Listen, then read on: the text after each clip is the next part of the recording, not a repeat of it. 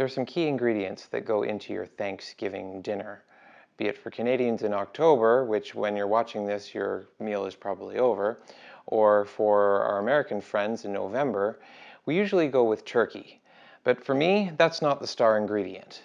What do you need in order to have a proper Thanksgiving dinner? Stuffing. Actually, in my case, dressing. What's the difference? Stuffing, you stuff inside of the bird. But the problem there is when the bird is cooked, the stuffing's not. If the stuffing's cooked, the bird is overcooked. It's a disaster. So the next best thing, pull out this sucker right here, your slow cooker, and we can make something that approximates a stuffing in there. It'll be almost as good, it'll be a whole lot safer, and then we can really play with the flavors. So, welcome to the basics.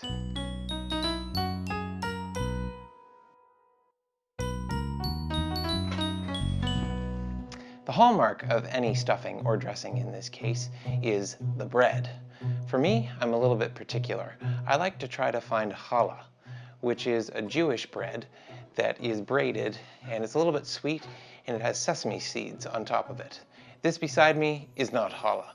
I looked for it hard this year and I could not find it. So instead I'm going with the next best thing and it's just egg bread.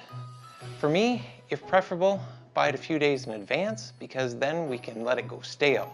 Or you can chop it up the night before and leave it out so that eventually when we get to it, it'll then soak up all of those nice juices. Chop that into fine pieces and leave it out overnight.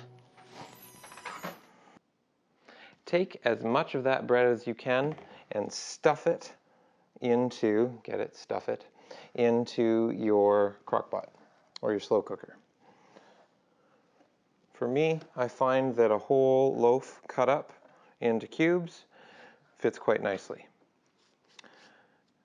Then to that, I'm going to add a couple more dry ingredients. We're going to put into that a cup of celery and half a cup of dried cranberries. Now, this really is going to manage the flavors of your dressing, and you can really decide what you want to do with that. You could add mushrooms to it, maybe some different nuts or seeds, depending on your flavorings. It's not going to affect how this goes in the end. For me, celery and cranberries. To that, I need a couple more dry ingredients. I'm going to use some herbs. This is summer savory. Summer savory is not quite like the savory that you buy in a ground version, but I like the flavor of it much better. So I'm going to take a tablespoon of that, and because this is my own that I got out of my garden, I'm going to do a bit of grinding. And I'm also going to add to that a teaspoon of sage. And for me, again, I had a friend who gave me some sage, so I'm just going to crush that up as well with my savory. If you can't find summer savory, grab the ground stuff. Use probably about a teaspoon and a half of that. It'll work fine. That goes in with the rest of my dry, as well as a teaspoon of salt. All right, now we need some wet application for the bread to actually soak up. So we're going to take and put 1 cup of chicken stock, turkey stock if you have it, and about a half a cup of milk. And that's probably just about what I have left in here. To that, I'm also going to add 2 eggs.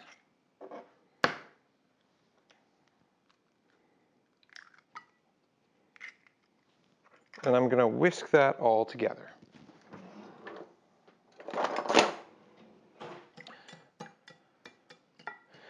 The idea for this stuffing comes from a combination of my own preferences from childhood and actually something that I saw when I was going to family gatherings with my wife. There is this Mennonite kind of dressing that they do in a slow cooker like this, and it's almost more of a pudding actually than it is an actual stuffing or dressing because it's really quite wet and solid. But it's super savory, it's super delicious, and so I find in that one, I think, although the recipe's never been shared with me, that it's a lot of egg and a lot of butter. So that's where my egg idea comes from in here. Once I've got that all whisked together, I'm going to take and I'm going to pour that kind of as evenly as I can over top of my bread mixture, and then I'm going to give it a stir. I want to try to get the bread fully kind of saturated and covered, while at the same time trying not to turn those bread pieces into mush. You are going to lose some of that definition, but you don't want to entirely. Once I've got that mixed up, I'm going to plug it in on low and leave it for somewhere between 4 and 6 hours. Every time you get curious, give it a stir, but again, not too much so that we can still hold some of that definition.